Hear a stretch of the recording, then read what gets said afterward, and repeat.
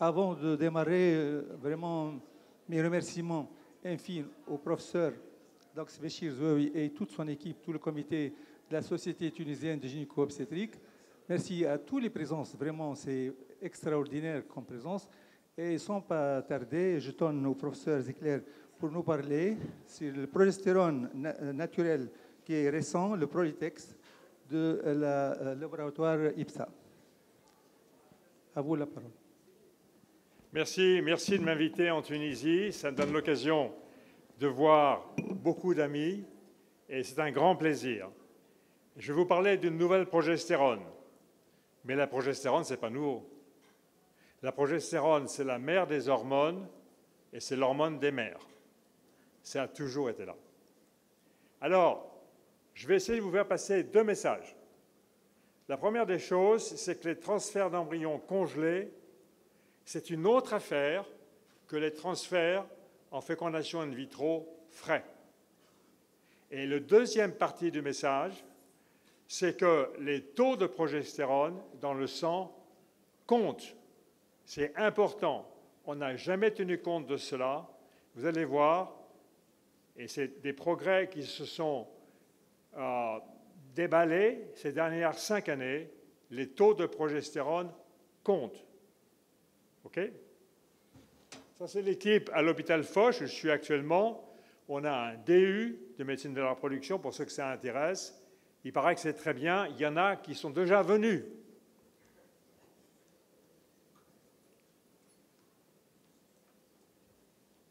Dans le cycle spontané, voilà ce qui se passe avec les taux de progestérone, les taux d'œstradiol pendant le cycle spontané. Rien de spécial à dire. Pour ce qui est de la progestérone, dans la fécondation in vitro en cycle spontané, le problème est seulement pendant la phase lutéale. Les agonistes, les antagonistes et les taux d'œstradiol très élevés induisent un blocage de l'hypophyse qui fait que la production de progestérone par le corps jaune est anormale, insuffisante. Mais dès que la femme est enceinte, c'est l'HCG de l'embryon qui prend le relais. Et par conséquent, à ce moment-là, en réalité, on peut arrêter le soutien de la phase lutéale. Il y a certains groupes qui le font. Les autres groupes, comme nous, ne le font pas, peut-être comme vous, pour une seule raison, manque de courage. Parce qu'on a peur d'arrêter. Mais en réalité, dans le cycle frais, on peut arrêter au moment du transfert, au moment du test de grossesse positif. OK?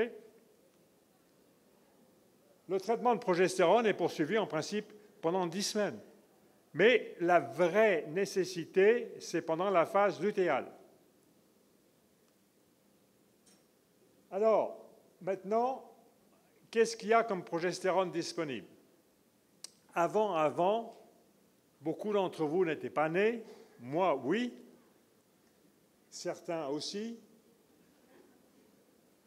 Il y avait les progestérones injectables intramusculaires qui sont toujours utilisés aux États-Unis. Ouch, ça fait mal. Certains Américains pensent que si ça ne fait pas mal, ça ne fait pas du bien. Que par conséquent, il faut faire des injections intramusculaires. Mais vous allez voir que finalement, contrairement à ce qu'on pourrait croire et ce qu'on pourrait rire, les Américains n'ont pas tort sur ce coup-là. Alors, les tests préparatoires œstradiol-progestérone ont montré deux choses. D'abord, avec la progestérone vaginale qu'on a utilisée en remplacement de la progestérone intramusculaire parce que ça fait mal. Et parce qu'en Europe et en Tunisie, on pense qu'il ne faut pas faire mal, contrairement aux Américains. Vous allez voir qu'avec la progestérone vaginale, vous savez qu'il y a un transport direct vers l'utérus et qu'il y a des taux très élevés. Mais ce n'est pas suffisant. C'est la nouveauté. Alors, ces tests de préparation de la progestérone ont permis de définir les transformations sécrétoires qui aboutissent à la réceptivité pour l'implantation et à définir la fenêtre d'implantation. Ça date de l'époque des premiers temps du don d'ovocytes. Alors, Ce qu'il faut savoir, c'est que les progestérones qui sont disponibles, non, en France et en Tunisie, n'ont été validés que dans les cycles frais. Rien n'a été validé dans les cycles congelés. Donc, chacun d'entre nous est un pilote d'essai lorsqu'il utilise une progestérone dans un cycle congelé. Et vous allez voir que c'est important. Les taux de progestérone sont importants. On ne savait pas ça. Je vais vous en montrer l'évidence. Et la progestérone, le supplément en progestérone est nécessaire tant dans les cycles substitués que dans les cycles naturels. Alors, pour transférer les embryons congelés, puisque c'est ça le problème, puisque grâce à la vitrification, on fait de plus en plus de transferts d'embryons congelés. À Foch, on fait 60% de transferts d'embryons congelés. On les fait en général en cycle substitué. Pourquoi? Parce que c'est mieux pour le groupe. On ne fait pas de transfert le dimanche. Vous savez qu'en France, si on fait travailler les gens le dimanche, ils vont en grève. OK? En Tunisie, on travaille tous les jours. C'est autre chose. Donc, les cycles substitués sont mieux pour l'équipe. C'est aussi mieux pour la patiente qui sait à l'avance quand il faut venir pour le contrôle et quand il faut venir pour le transfert. Les cycles substitués en termes de taux de grossesse, une étude prospective randomisée par un groupe nordique. Les cycles substitués œstroprogestatifs sont équivalents en termes de taux de grossesse et en termes de taux de naissance vivante dans une étude prospective randomisée. Donc, la discussion, khalas, c'est fait. C'est clair, c'est équivalent.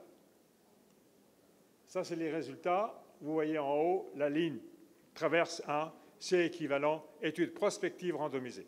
OK? Maintenant, qu'est-ce qui se passe en début de grossesse? On a dit la préparation de l'endomètre pendant la phase lutéale. Et ça, on peut y suppléer par la progestérone vaginale et on obtient des endomètres réceptifs. Mais en début de grossesse, si vous regardez le carré qui est entouré de rouge en bas à gauche, vous voyez que les taux de progestérone s'élèvent pendant les premières semaines de grossesse. Dans les cycles frais, on ne s'en occupe pas parce que le corps jaune est là. Mais dans les cycles substitués pour les embryons congelés, c'est ça la question, et c'est la question qu'on a oubliée. Alors, qu'est-ce qui se passe dans les cycles congelés? Vous avez l'œstradiol, il n'y a rien, puisque l'ovaire ne fonctionne pas. La progestérone, il n'y a rien, puisque l'ovaire ne fonctionne pas. Donc, il faut donner. Donc, on donne de l'estradiol, et il n'y a pas trop de problèmes. On donne soit le Provamès, soit à la rigueur des patchs, s'il y a des problèmes avec le Provamès. Mais finalement, il n'y a pas grand-chose à dire sur l'estradiol. Ça marche. Pour la progestérone, quelle dose faut-il donner? La réalité, c'est qu'on ne sait pas. La réalité, c'est qu'on a cru que ce qui était bon pour le cycle frais était bon pour le cycle congelé. Sauf que, apparemment, ce n'est pas le cas. Donc ça, c'est les élévations de progestérone en début de cycle. Et une équipe de Boston, avec le docteur Rakowski, qui est maintenant avec nous à l'hôpital Foch, a été les premiers à montrer que la progestérone vaginale, peut-être que pour les cycles d'embryons congelés, ce n'était pas parfait. Ça, c'est les résultats. C'est tard, ne regardez pas les chiffres, c'est trop petit. Donc j'ai fait des barres pour vous, pour simplifier. Et avec les barres, on voit que la progestérone intramusculaire donne des résultats meilleurs que la progestérone vaginale. Mais ce n'est pas prospectif, ce n'est pas randomisé, c'est rétrospectif. Alors, ça, c'est une étude de Kate Devine dans le groupe de Shady Grove, qui est à proximité de Washington, la ville de Washington.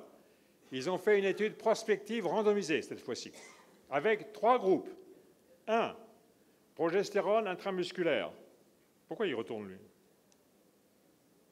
Progestérone intramusculaire, progestérone vaginale, et le deuxième groupe, mixte, intramusculaire et vaginal. Voilà les résultats. À gauche, intramusculaire, taux d'implantation 45%, c'est bon. Mixte, c'est bon. Vaginal, c'est pas bon, parce qu'en fait, vous avez des taux d'implantation et des taux de grossesse vivante significativement différents, de telle sorte que, ça c'était l'étude intérimaire, ce groupe numéro 3 a été interrompu. Il y a un problème avec la progestérone vaginale dans les cycles congelés. Depuis, un groupe en Espagne, le groupe IVI, c'est pas très loin de la Tunisie, l'Espagne non plus, hein. Regarde un peu à gauche. Bon. Les taux de progestérone la veille du transfert avec de la progestérone vaginale, des transferts d'embryons congelés et ou du don d'ovocytes. Parce qu'en Espagne, il faut beaucoup de dons d'ovocytes. 4 quartiles. Quartiles, on dit en français, je ne sais pas. 4 groupes de 4 avec les taux à gauche les plus bas, inférieurs à environ 9,2 ou on peut dire maintenant 10 nanogrammes par ml la veille du transfert. Taux de grossesse plus bas, et vous voyez que le taux de fausse couche est fortement plus élevé quand le taux est plus bas. Pourquoi? Si la progestérone vaginale donne des taux tissulaires très élevés. Pourquoi? Vous allez voir pourquoi. On ne sait pas encore, mais vous allez voir. Je garde le meilleur pour la fin. Alors, ça, c'est une équipe en Turquie, toujours autour de la même mer Méditerranée. Okay? Vous avez ici un groupe contrôle qui ont de la progestérone vaginale et des taux supérieurs à 10 nanogrammes par ml la veille du transfert. Et à gauche, des taux inférieurs, mais substitués avec la nouvelle progestérone sous-cutanée Prolutex à 25 mg, une injection par jour.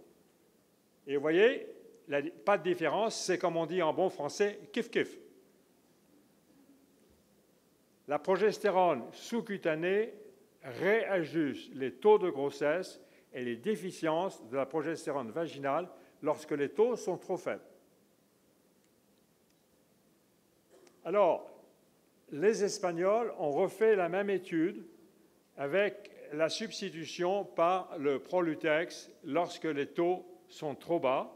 Et vous voyez ici les taux contrôle, donc les taux supérieurs à 10 nanogrammes par ml, et les taux faibles mais substitués par le Prolutex 1 par jour, et vous avez des taux de grossesse, des taux d'implantation, des taux de grossesse cumulés et des taux de fausse couche identiques dans les deux groupes. Donc, quand la progestérone est trop basse, si on ajoute la progestérone sous-cutanée, la nouvelle progestérone que vous avez la chance d'avoir en Tunisie, vous corrigez le problème.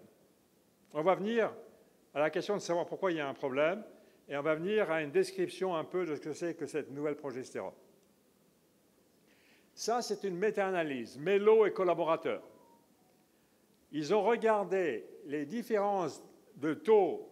Alors, ils ont tout analysé, mais là, je vous ai mis les taux de grossesse en fonction de taux de progestérone, moins de 10, inférieur à 10, et vous voyez que quand c'est supérieur à 10, les taux de grossesse sont supérieurs.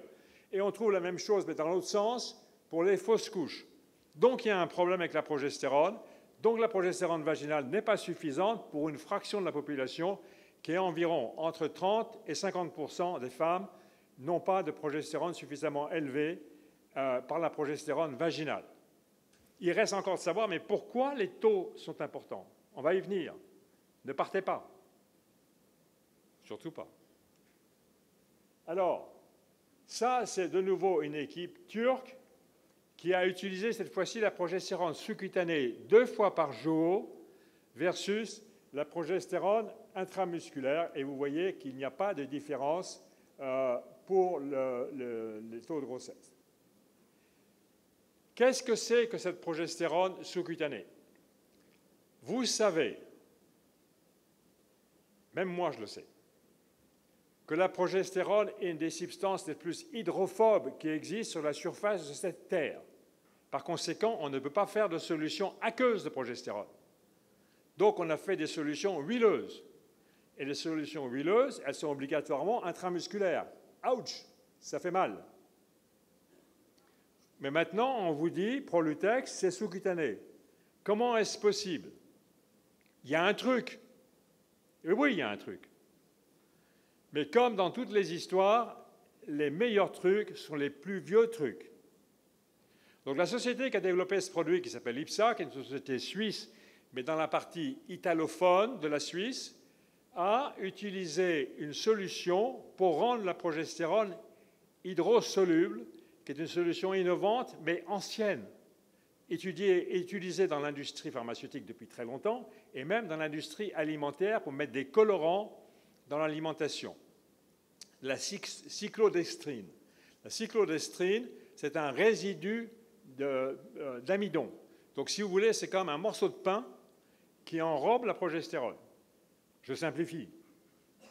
Quand vous injectez, donc, le pain rend la préparation hydrophile, donc c'est une solution aqueuse. Quand vous injectez le pain, est tout de suite digéré par les enzymes et il reste la progestérone naturelle intacte. Ce n'est pas un métabolite de la progestérone, c'est la progestérone naturelle, mais en solution sous-cutanée. Par conséquent, la femme peut le faire à elle-même, et ça, c'est l'innovation. Encore une fois, les meilleurs trucs sont les plus vieux trucs, souvent. Donc, vous voyez là la progestérone encapsulée dans la mie de pain. Pour la voie vaginale, on avait travaillé, moi-même j'ai travaillé là-dessus pendant de nombreuses années, pour démontrer qu'il y avait une concentration spéciale dans l'utérus, qu'on appelait premier passage utérin, et qui aboutissait à des taux tissulaires plus élevés par la voie vaginale que par la voie injectable. Pourquoi y a-t-il un problème? On va y venir. Ne partez pas. Merci. Ça, c'est la pharmacokinétique de la progestérone sous-cutanée en bleu versus la progestérone vaginale, donc c'est sous-cutané 2 injections par jour versus progestérone intramusculaire. Et vous voyez que 2 injections, c'est équivalent en gros à une injection intramusculaire de 50 mg et que par contre c'est largement supérieur, si vous voyez la surface sous la courbe, à la voie vaginale pour les taux circulants. Alors, ici vous avez la intramusculaire versus la progestérone sous-cutanée, 25 mg 2 fois par jour, encore une étude en Turquie, versus intramusculaire, et vous voyez qu'il n'y a pas de différence ni dans les taux de grossesse, ni dans les taux de naissance vivante, ni dans les taux de fausse couche. Donc vous pouvez avoir l'équivalent des résultats américains avec la progestérone intramusculaire, ouch, ça fait mal, avec du sous-cutané qu'on fait tout seul, 2 fois par jour. Le problème, c'est que c'est un peu cher. Alors, la dihydrogestérone, qu'est-ce que c'est? C'est un métabolite de la progestérone. Ce n'est pas la progestérone, c'est un métabolite de la progestérone. Vous savez que c'est proposé pour le soutien de la phase lutéale dans les cycles frais. Et vous savez qu'il y a des questions sur l'éventuelle toxicité de ce produit qui n'est pas naturel. Le Prolutex, c'est naturel. La mie de pain, elle disparaît. D'accord? Alors, récemment, et quand je dis récemment, c'est la semaine dernière, est publié cet article qui indique qu'en mesurant les taux, non pas de progestérone, parce que la dihydrogestérone n'élève pas la progestérone, mais elle élève les taux d'hydroprogestérone, qui sont bien sûr très difficiles à mesurer. Il faut un laboratoire spécialisé que vous et moi n'avons pas. Et vous voyez qu'ici, la moitié des femmes qui ont un taux de dihydrogestérone plus bas ont des taux de grossesse, des taux de fausse couche plus élevés, excusez-moi, des taux de grossesse plus bas et des taux de fausse couche plus élevés. Est-ce qu'il y a un pointeur? Celui du milieu? Alors, là.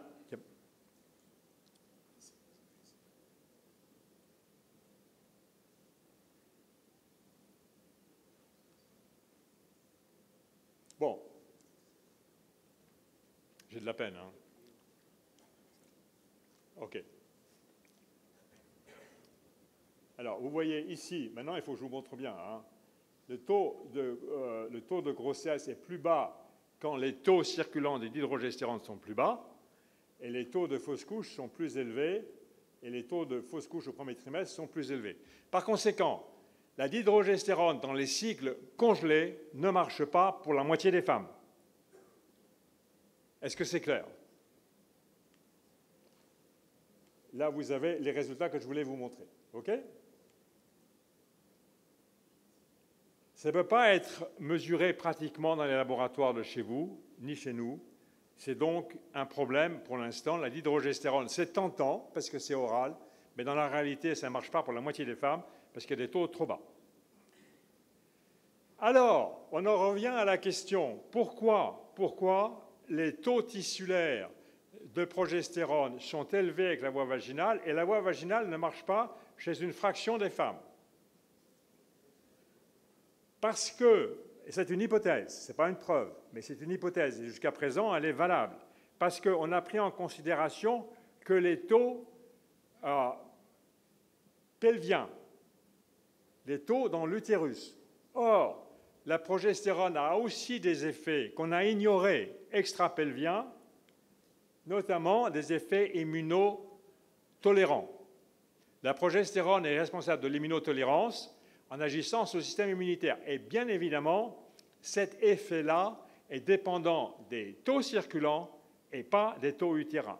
C'est probablement l'explication pour laquelle la voie vaginale est insuffisante chez une fraction des femmes, entre 30 et 50%, et qu'il faut substituer de la progestérone sous-cutanée chez ces femmes si vous voulez avoir des résultats optimums.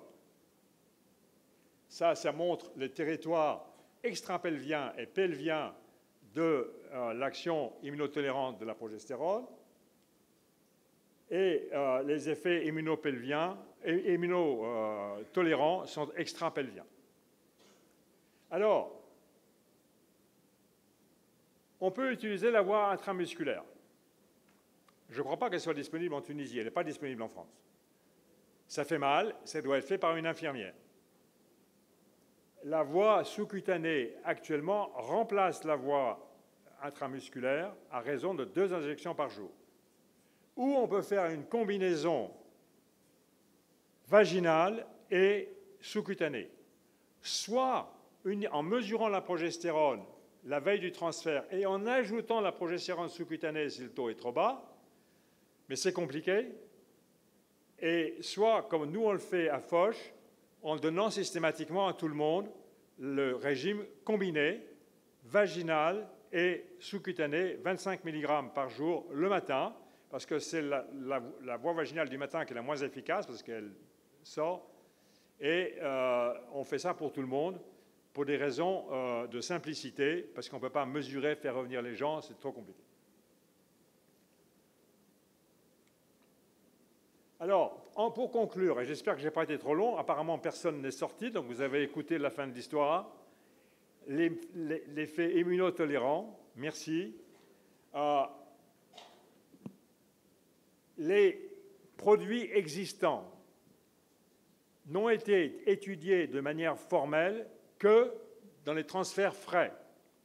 Ce qui est d'ailleurs aussi valable pour les études formelles devant les systèmes réglementaires, ce qui est aussi valable pour le Prolutex, qui a été étudié à 1 injection par jour dans les transferts frais. Et pour les transferts congelés qui nous intéressent, parce que c'est 80% des cas maintenant, les taux de progestérone sont importants. Soit vous mesurez et vous ajoutez chez les gens chez qui c'est inférieur à 10 ou 15 nanogrammes par ml, soit vous appliquez la solution qu'on a à Paris, qui consiste à l'administrer à tout le monde pour plus de simplicité. 25 mg 2 fois par jour, c'est équivalent à la voie intramusculaire. Donc, si quelqu'un ne veut pas la voie vaginale, vous pouvez aussi utiliser Prolutex 25 mg 2 fois par jour. Et c'est injecté par la patiente elle-même, exactement comme les injections de gonadotropine qu'elles font avant. Voilà, j'espère que je vous ai apporté des informations. J'espère que vous vous avez amusé un peu. Je vois que vous êtes restés jusqu'à la fin. Les taux de progestérone comptent. dans les transferts d'embryons congelés et il faut soit mesurer la progestérone et ajouter, soit utiliser à tout le monde un substitut en progestérone sous-cutanée. Les choses ont changé ces 5 dernières années. Merci beaucoup. Merci. Merci, professeur Ziegler, pour cette présentation très claire sur ce. On espère qu'il aura vraiment sa place en Tunisie, d'après votre explication. On a le droit de 2 questions, si possible. Oui.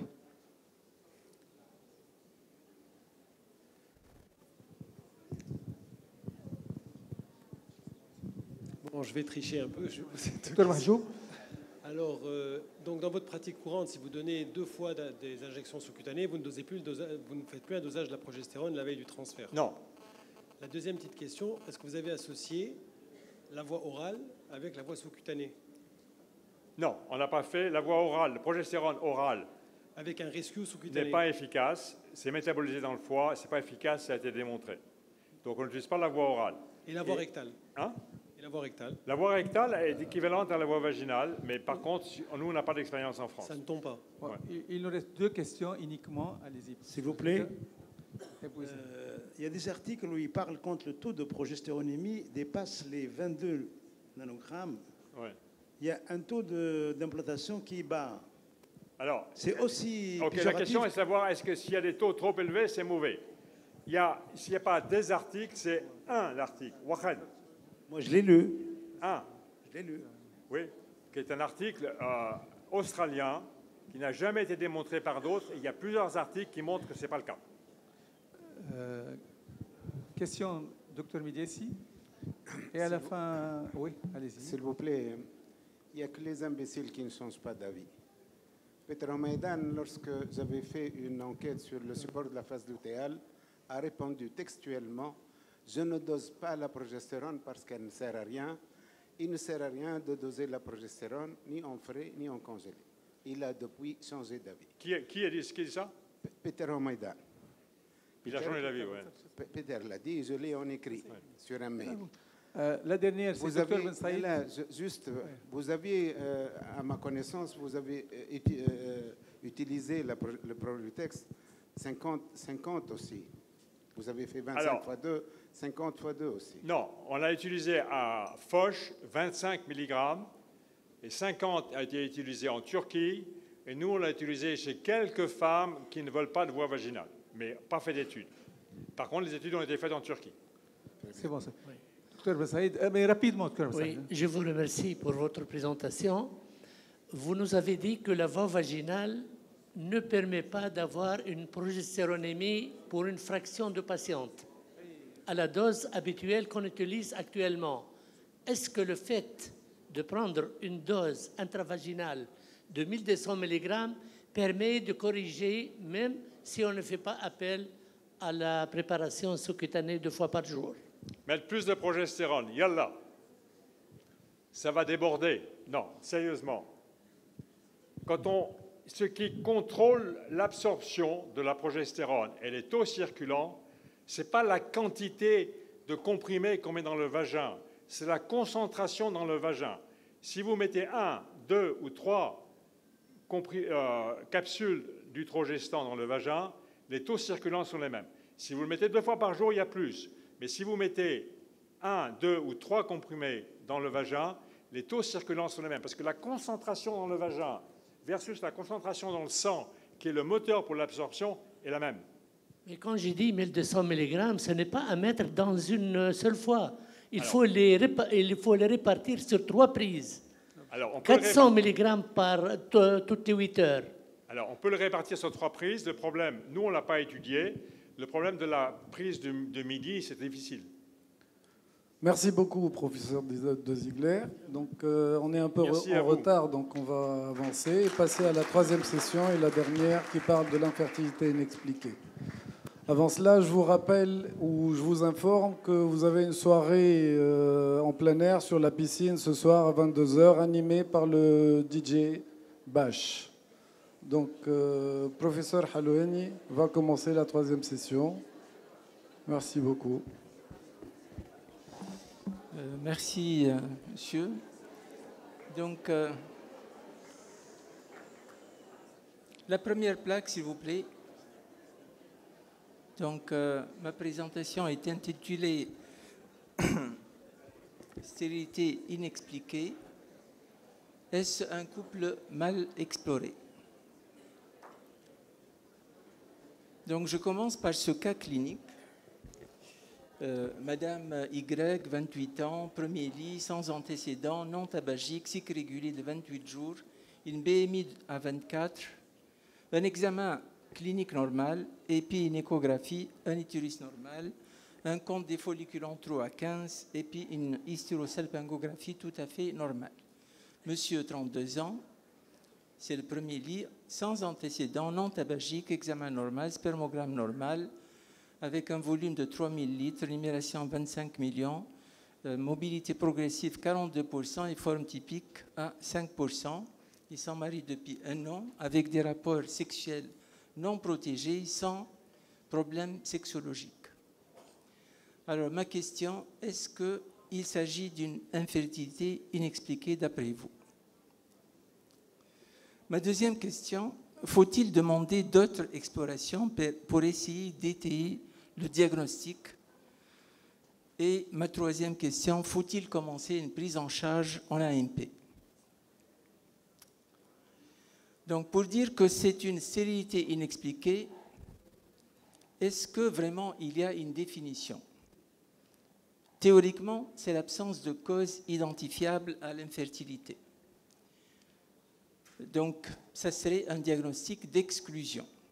Ça suppose que nous sommes devant une femme jeune, avec une enquête médicale négative, sperme normal, ovulation normale, réserve ovarienne normale, cavité endométriale normale, étayée par l'hysterosalpingographie ou l'hystéroscopie, trempe perméable, confirmée par une hystérosalpingographie, cavité péritonéale normale, étayée par une célioscopie ou une IRM pelvienne, carotype normal.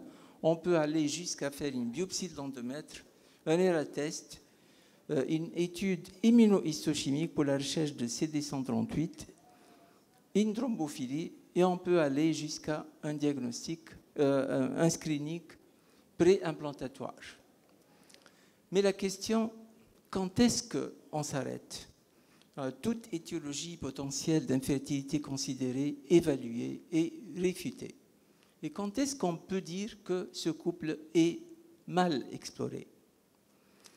C'est un sujet confus même dans la tête des cliniciens.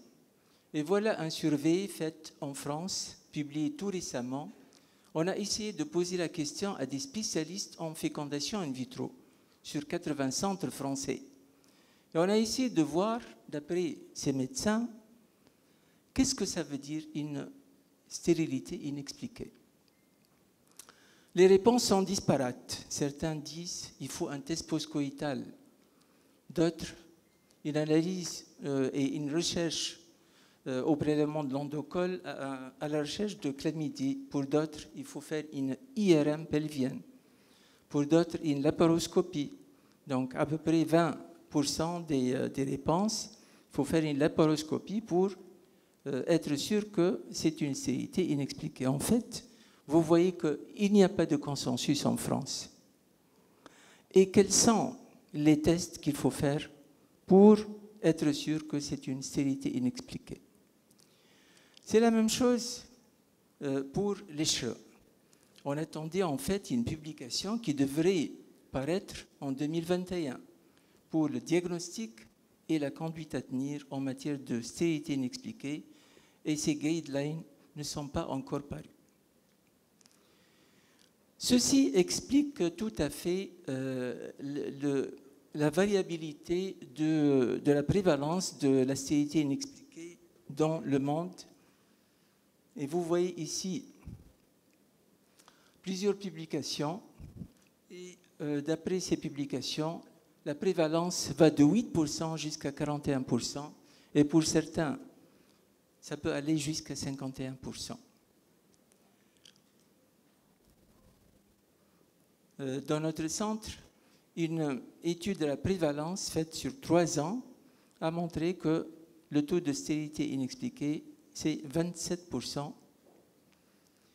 Maintenant, on va voir les publications américaines. Qu'est-ce que disent les Américains et en particulier la société, la SRM. En fait, ils définissent la stérilité inexpliquée comme étant l'absence de grossesse avec la présence de 3 conditions. Une ovulation régulière, étayée par des cycles réguliers ou par une échographie, au moins une trempe perméable et un sperme tout à fait normal. Et pour les Américains, il n'y a pas lieu de faire les tests suivants, comme une laparoscopie, comme un test de fragmentation de l'ADN spermatique, un test postcoïtal, thrombophilie, un test immunologique, un karyotype, une biopsie de l'endomètre, un dosage de la prolactine, de la progestérone, de l'estradiol, un dosage de la FSH et de la LH, que s'il y a un pourquoi, que si on a fait les tests standards et on n'a pas trouvé une explication et que le test standard nous oriente pour faire un examen déjà cité. Donc, faut-il demander d'autres explorations avant de commencer une AMP? La réponse est non. Toujours chez les Américains, et cette publication qui dit que les examens en matière de fertilité doivent être faits selon un ordre logique et qu'il faut faire plutôt les tests standards que j'ai cités pour conclure que c'est une stérilité idiopathique. Et il n'est pas question de réaliser des tests qui ne sont pas classiques et pour lesquels on n'a pas une indication. Les Américains disent que dire une stérilité inexpliquée, ça ne veut pas dire qu'il y a une cause.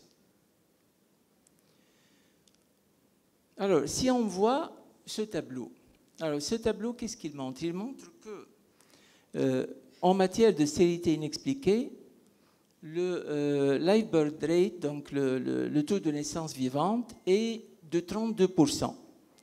Dans le cas des stérilités inexpliquées, selon la définition déjà décrite par les Américains.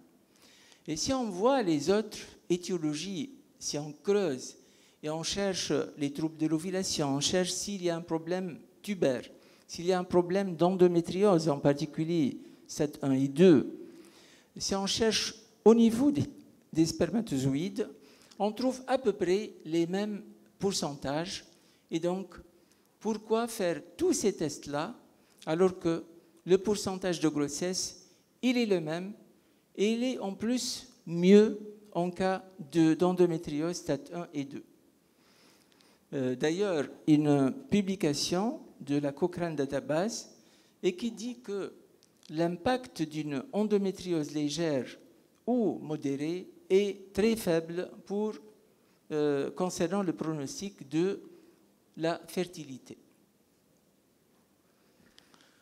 Alors, la dernière question, faut-il attendre après 1 an de rapport sexuel non protégé? Donc, le couple que j'ai déjà présenté, est-ce qu'on attend, est-ce qu'on n'attend pas? La réponse est non, c'est clair. On n'attend pas et il faut passer à une prise en charge en AMP. On va voir si on attend, qu'est-ce qu'on va gagner? Vous voyez que, d'après cette publication, qu'il y a 2 à 4% de grossesse spontanée par cycle si on attend. Des publications comme celle-ci, 13% de grossesse spontanée dans l'année. D'autres publications sont plutôt plus optimistes, donc 15% dans l'année et 35% dans les 2 ans qui suivent. Et pour les plus optimistes, le taux de grossesse cumulé sur 3 ans, sans traitement, est à peu près 80%. Mais il faut savoir une chose, c'est que la grossesse spontanée après 30 ans, c'est des chances faibles si on ne fait rien du tout. Il faut savoir aussi que l'âge, il a de l'importance et que la durée de la stérilité, c'est un élément de mauvais pronostic. Donc, si on dépasse 3 ans, les chances de grossesse diminuent énormément si on ne fait rien du tout en matière d'infertilité inexpliquée. Je passe au deuxième cas clinique. Donc, Madame HM, 26 ans, premier lit, sans antécédents, non tabagique, cycle régulier de 28 jours, hystéronormal, célioscopie, l'endométriose légère, karyotype normal. Monsieur, 30 ans, sans antécédents, non tabagique, examen normal, spermogramme normal, un karyotype normal et un test de fragmentation de l'ADN spermatique, il était normal. 3 ans de mariage, avec des rapports sexuels non protégés, pas de problème sexologique. Donc là, on est devant une endométriose inexpliquée avec une petite note d'endométriose légère. Alors, on fait 2 IAC, échec, et 4 ICSI. La première ICSI, 8 ovocytes, 0 embryon. La deuxième ICSI, 2 ovocytes, 0 embryon. La troisième ICSI, 5 ovocytes, 0 embryon. La quatrième ICSI, 3 ovocytes, 0 embryon. Ici, on a ajouté le calcium ionophore. Donc, nous sommes devant une infertilité idiopathique avec échec de fécondation en FIV.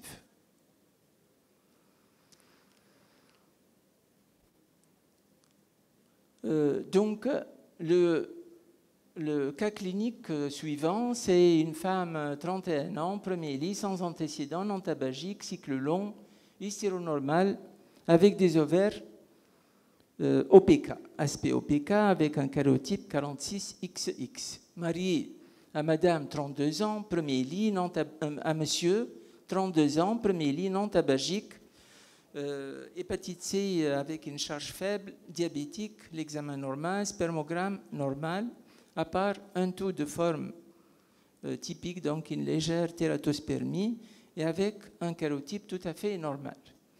5 ans de rapports sexuels non protégés, pas de problème sexologique. On fait 2 IAC, c'est négatif. On fait le premier essai de fécondation in vitro, 25 ovocytes. Vous imaginez, c'est un cas d'ovaire polykystique. On a mis 12 ovocytes en ICSI, 10 en FIV. On a eu 4 embryons de mauvaise qualité, transférés à J2 et pas de grossesse. La deuxième tentative, 2 ovocytes, 9 en ICSI, pas d'embryon. Et là, on se demande pourquoi il n'y a pas de grossesse. L'observation suivante. Donc, ce monsieur, c'est le frère du précédent. Il est marié à une femme de 27 ans, une femme jeune, sans antécédents, non tabagique, hystéronormal, éconormal, bilan biologique normal et karyotype 46XX. Donc, j'ai dit que c'est le frère du précédent. Il est non tabagique et il a... Bon, je m'excuse là, c'est le même monsieur qui s'est marié à une nouvelle femme. Mais cette nouvelle femme est plutôt tout à fait normale. Alors, 3 ans de rapport sexuel non protégé, pas de problème sexologique. On fait une ICSI, 12 ovocytes, 8 en ICSI, un embryon de mauvaise qualité transféré à J2. Négatif, donc pas de grossesse. Alors là, on pense plutôt à un problème masculin, puisque ce sont 2 frères et qui ont le même résultat.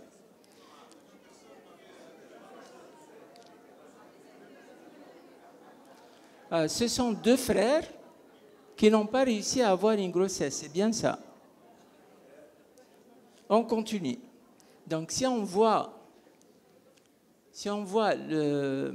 l'origine de l'infertilité, donc on voit que le tiers, c'est une infertilité masculine, le tiers, c'est féminin, et puis le tiers, c'est une infertilité sans cause, idiopathique. Et dans le cas de la stérilité idiopathique, la moitié est due à une anomalie masculine et la moitié à une anomalie féminine. Alors, vous voyez que nous avons 2 spermogrammes qui étaient tout à fait normaux. 2 spermogrammes, qu'est-ce qu'on cherche? on cherche 3 éléments au spermogramme, le nombre, la mobilité et la morphologie. Et dans la morphologie, on voit la tête, la pièce intermédiaire et la queue. Mais ce qu'on ne voit pas au niveau du spermogramme, c'est ce qui se passe en intracellulaire dans le spermatozoïde. En particulier le DNA, le centriole, le ROS, et puis les autres, les protéines et l'ARN.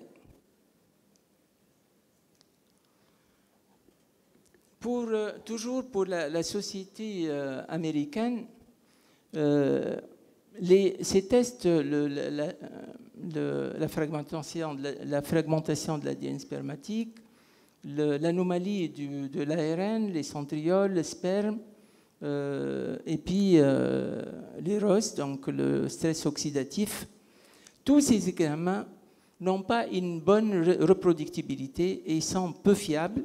Et donc, pour la société américaine, pour la SRM, c'est des examens qu'il ne faut pas demander. On a voulu nous approfondir pour nos 2 patients qui n'ont pas réussi à avoir, nos 2 frères en fait, qui n'ont pas réussi à avoir une grossesse. Et en faisant l'étude génétique, on révèle une mutation homozygote pour le gène PLCZ1 qui était muté. Et en principe, cette mutation, si elle existe, elle va empêcher l'activation de l'ovocyte par le spermatozoïde.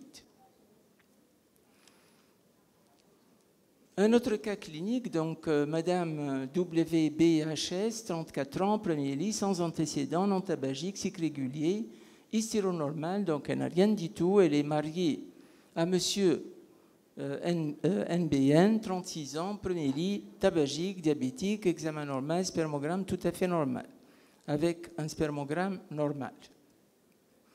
Ils sont mariés depuis 8 ans avec des rapports sexuels non protégés et avec absence de problèmes sexologiques.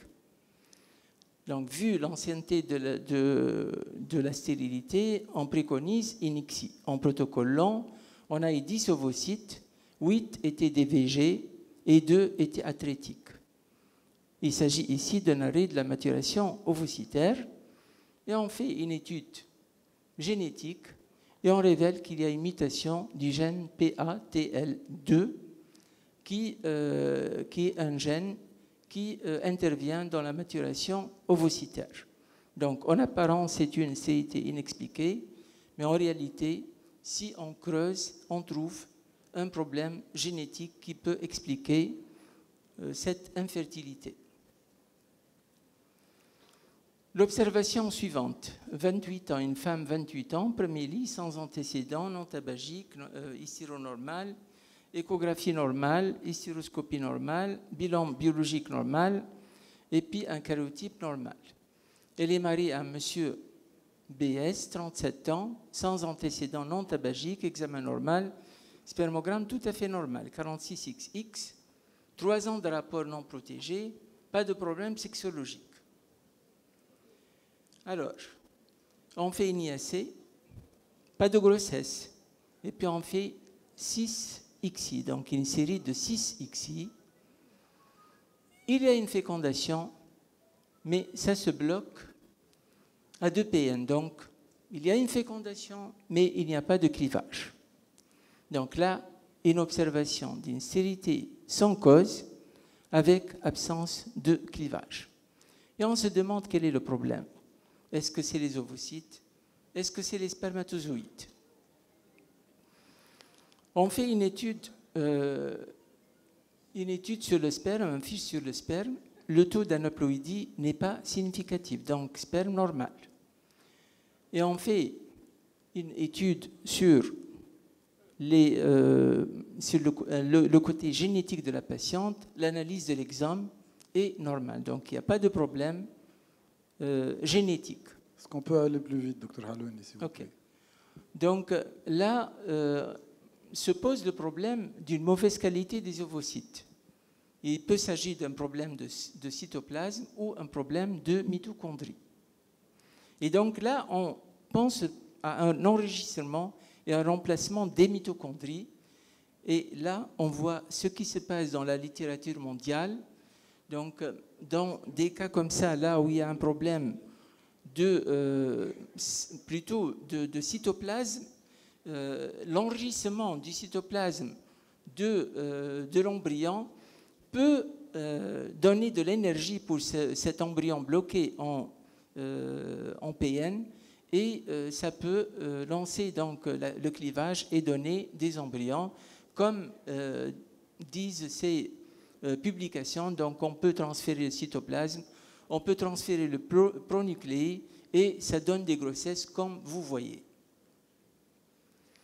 Donc le transfert de cytoplasme, de mitochondries, peut être autologue ou bien hétérologue. Autologue, lorsqu'on enrichit l'embryon en PN de la même patiente en utilisant un ovocyte un ovocyte de la même patiente. Mais vous imaginez que si l'ovocyte de cette femme ne donne pas et n'aide pas au clivage, donc le résultat ne va pas être bien.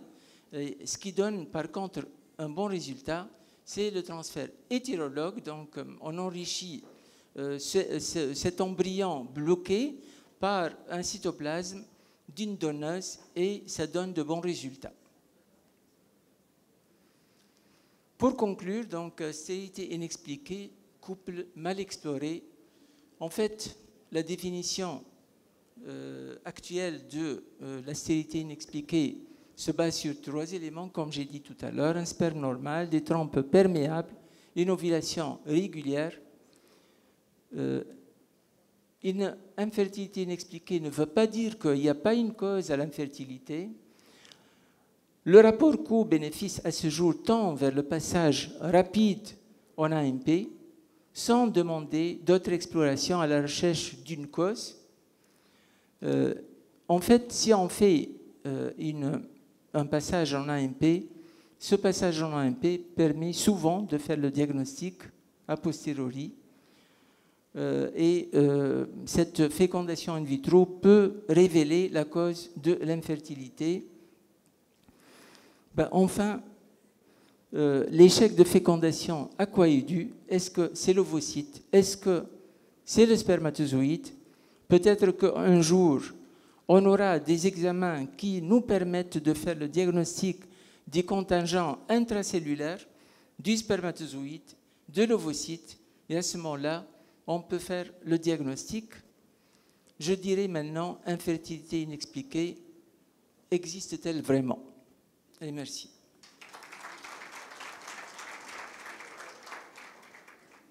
Merci, Dr Halouini, pour la pertinente présentation. C'est toujours un plaisir de vous écouter. Je vous propose d'enchaîner directement avec la présentation du professeur De Ziegler, vu le retard qu'on a en présentation. Et on garde les questions à la fin?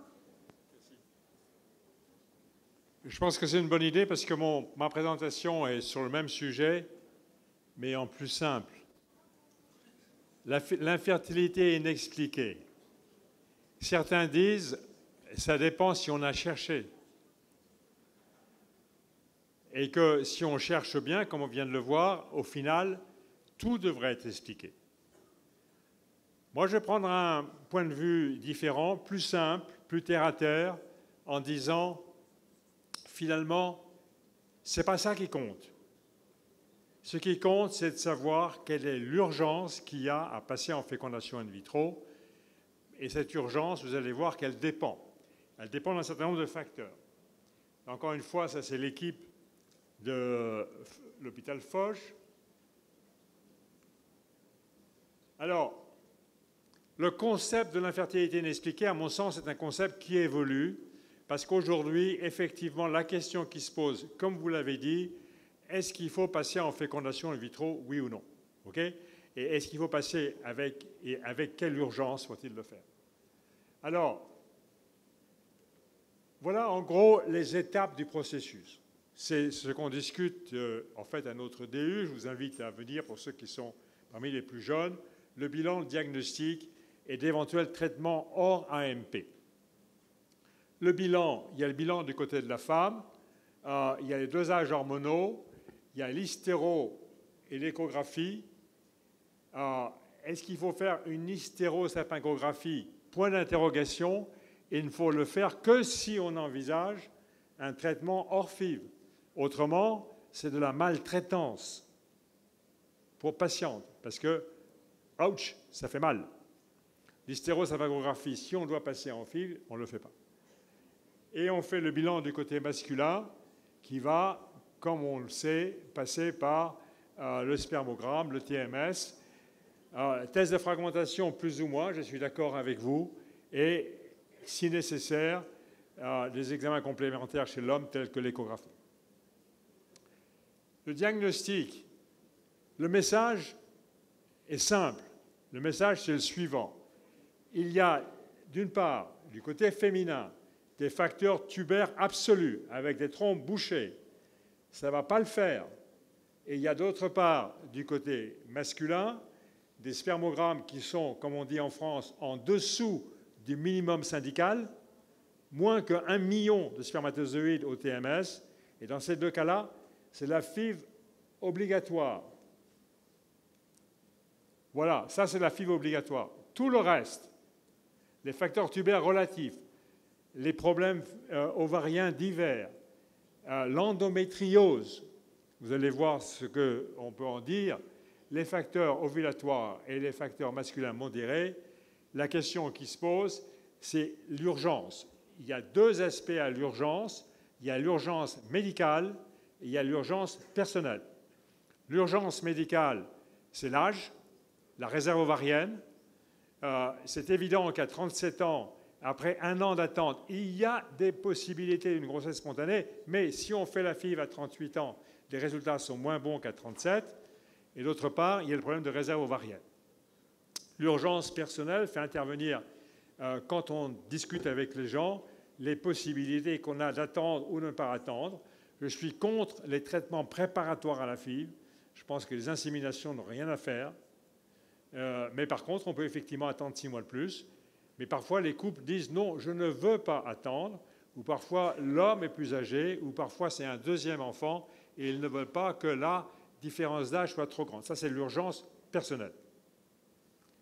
Alors après, on discute, pour passer en FIV, du risque opérationnel. C'est la ponction. On plante une aiguille dans le ventre de quelqu'un. C'est toujours, a priori, dangereux. Le risque fonctionnel, c'est l'hyperstimulation. Aujourd'hui, c'est une histoire du passé. Et puis, les risques personnels, il faut évaluer les gens qui ont des risques thromboemboliques divers par un bilan et éviter que la FIV augmente ce risque. Voilà, le rôle de l'endométriose. L'endométriose, très brièvement, c'est un domaine qui a beaucoup changé. Avant, on faisait des cœlioscopies dans le bilan d'infertilité. Maintenant, khalas, on ne le fait plus. On ne le fait plus parce que, d'abord, ça ne sert à pas grand-chose, parce qu'on n'opère plus les endométrioses, et parce que, d'autre part, l'endométriose n'a pas des résultats en FIV inférieurs à ceux des femmes normales. Voilà les 4 éléments qui ont changé la face de la situation dans l'endométriose. On a des nouvelles techniques de diagnostic, l'échographie, l'IRM.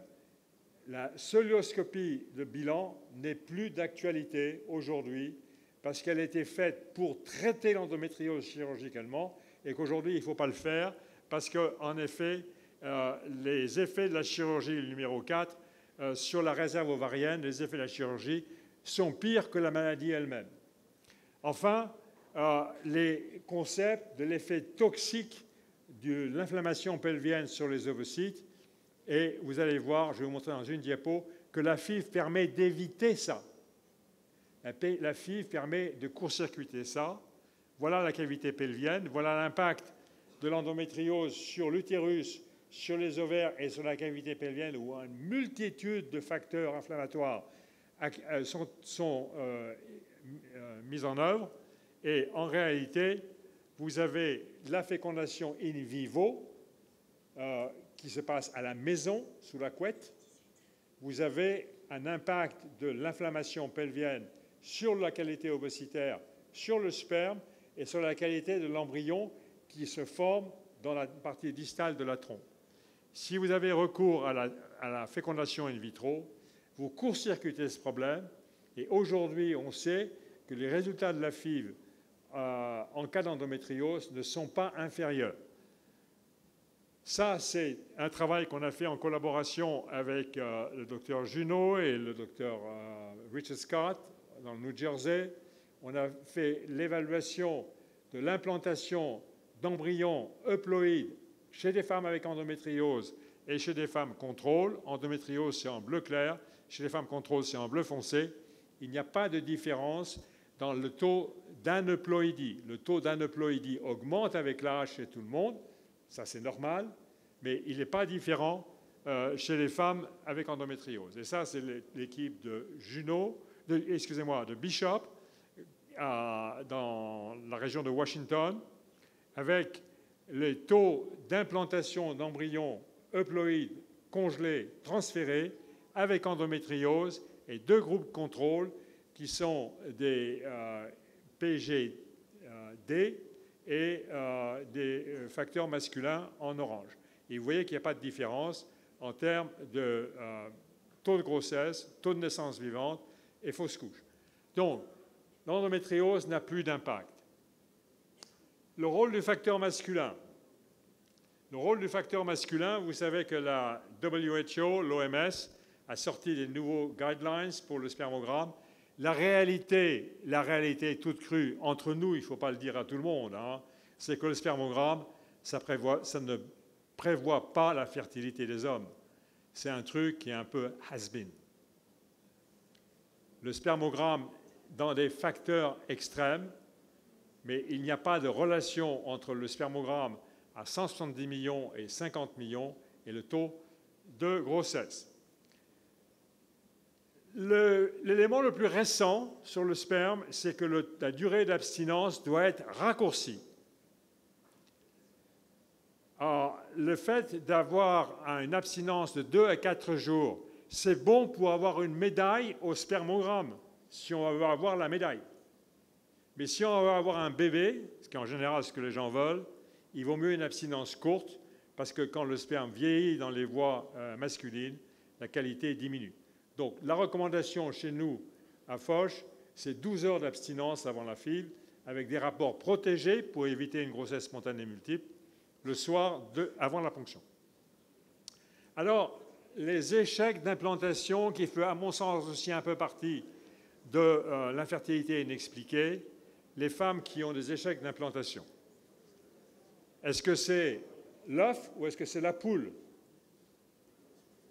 Ben, vous allez voir, c'est ni l'un ni l'autre. Alors, on a organisé le 1er juillet 2022 un meeting, un workshop à Lugano, en Suisse, où on a rassemblé des experts nord-américains et européens pour discuter sur l'échec d'implantation répétée, RIF, Repeated Implantation Failure. Ce travail a été débuté par une publication de Paul Piertea quand il était en son fellowship dans le New Jersey, dans lequel il a en fait apporté des éléments très forts pour dire que le repeat implantation failure n'existe pas en tant que quantité médicale. Voilà ces données. C'est publié en 2021. On a analysé le taux de grossesse, le taux d'implantation et le taux de grossesse après le transfert d'un embryon euploïde, et en cas d'échec après un deuxième, et en cas d'échec après un troisième. Vous avez le taux d'implantation de 69% pour l'embryon euploïde la première fois, 59, 60.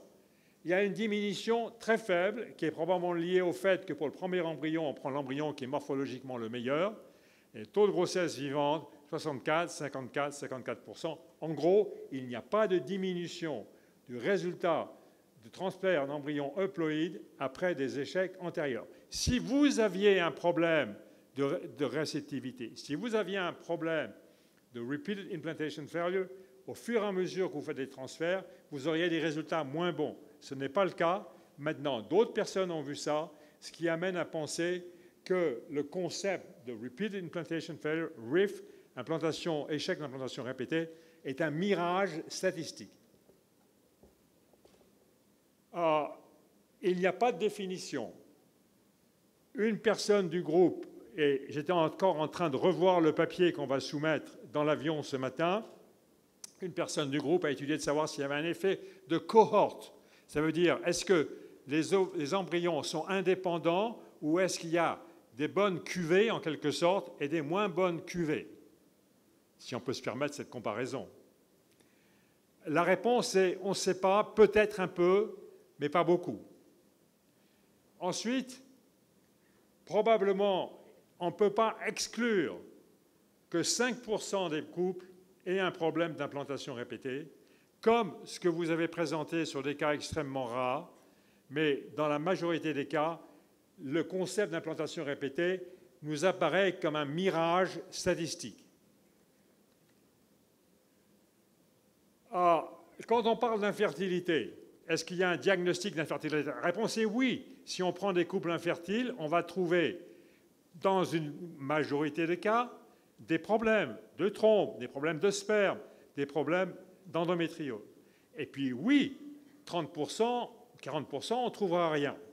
Mais l'infertilité est une entité clinique. Il y a des pathologies associées à ça. Le RIF, l'implantation, les échecs d'implantation répétée, il n'y a pas d'entité clinique associée à ça. C'est, à notre sens, un mirage statistique. Les tests de réceptivité endométriale. Le titre de ce chapitre dans l'article que je revoyais ce matin, « The End of an Era », la fin d'une ère, la fin d'une era. Era bullshit. Ça ne sert à rien. Il y a 2 publications qui sont sorties qui montrent que les transferts programmés par ERA ont des résultats moins bons que les transferts programmés par la durée normale d'exposition à la progestérone. Ça a été mis sur le marché sans test d'efficacité. C'est une usurpation de la faiblesse des gens en leur faisant payer des prix très chers, des dosages qui ne servent à rien. Et pour les autres tests, MatriceLab et compagnie, je pense la même chose. C'est une usurpation de la faiblesse des gens qui ont des échecs de FIV. Après, chacun pense comme il veut. Le nœud, et c'est le mot de la fin, j'essaie de faire court, le nœud, il faut faire les évaluations en cas d'échec d'implantation avant les échecs. Il ne faut pas s'amuser à dire, en cas d'implantation répétée, il faut commencer à faire ceci ou faire cela. Si quelque chose est utile, il faut le faire avant. C'est quoi cette histoire de faire un test ERA après un échec? Si le test ERA servait à quelque chose, ce n'est pas le cas. Mais s'il servait à quelque chose, s'il avait été testé avant d'être mis sur le marché, on le ferait avant, pas après. Bullshit. Il faut faire les évaluations nécessaires avant, et en ce qui nous concerne, c'est une hystérosonographie pour l'utérus, une échographie de l'utérus et ou une hystéroscopie. Voilà l'évaluation de l'hystérosonographie. Est-ce qu'il faut faire une hystéroscopie en plus? C'est à discuter, ce n'est pas nécessaire, c'est à discuter. Donc, c'est la fin du charlatanisme. OK? Vous êtes tous avec moi? J'espère. Ça, c'est l'équipe qui a été réunie à Lugano. Sorry, chicken, it is the egg. C'est l'œuf le problème. Merci beaucoup. Je m'excuse, j'ai enlevé la veste, mais j'ai vu que d'autres Tunisiens l'avaient fait aussi. Merci beaucoup, professeur De Ziegler, pour la clarté de cet exposé, malgré la complexité du sujet. Et nous invitons notre ami, le professeur Benaïsseya. C'est ça? Le professeur Benaïsseya, pour nous parler de la place de l'exploration endoscopique dans les infertilités inexpliquées.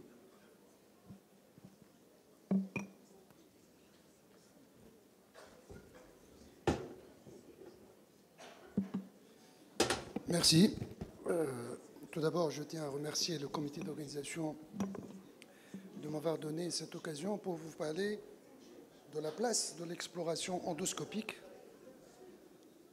dans les infertilités inexpliquées.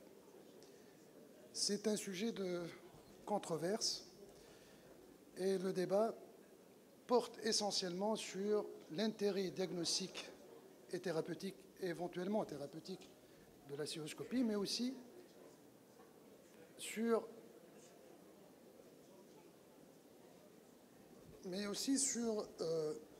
l'indication et le moment optimal de réaliser une cilioscopie lorsque on fait le diagnostic d'une infertilité inexpliquée. Ce débat persiste et pourtant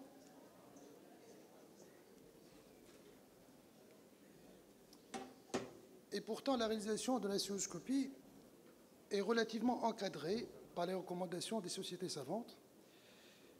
Initialement, la cilioscopie dans les années 70 et les années 80 faisait partie du bilan initial de l'exploration du couple infertile. Puis par la suite, sa réalisation a été modifiée au fur et à mesure. Donc, avant les années 2000, l'OMS, mais aussi l'Association américaine de fertilité, recommandait la cilioscopie en première intention, au même titre que l'hystérosapanographie et l'évaluation de l'ovulation. Puis, par la suite, cette indication s'est relativement modifiée en 2004 par le Collège anglais, en 2005 par l'ESHRE et en 2006 par la SRM. Et ces différentes sociétés indiquent que la cilioscopie ne doit être indiquée qu'aux femmes symptomatiques, c'est-à-dire en cas de suspicion d'endométriose ou bien en cas de suspicion d'adhérence ou de pathologie pelvienne.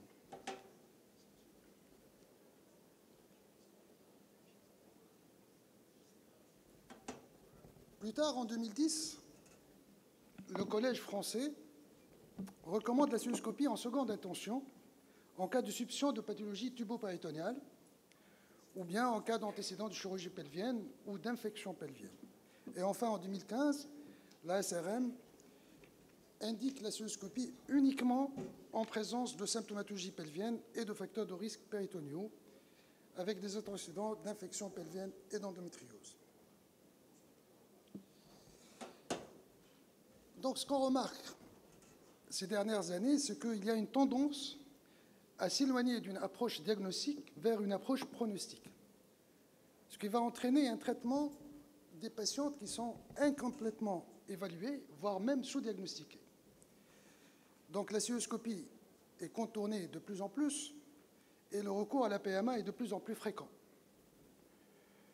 Les raisons évoquées, c'est tout d'abord la protection des patientes contre les risques possibles des complications chirurgicales mais anesthésiques, mais aussi il faut dire qu'il y a une acceptation croissante de la PMA par les couples infertiles, les taux de réussite qui sont aussi importants de la fécondation in vitro, qui ont rendu cette voie une voie de solution de facilité et d'évasion qui va permettre de diminuer les investigations, mais aussi d'éviter certaines chirurgies invasives.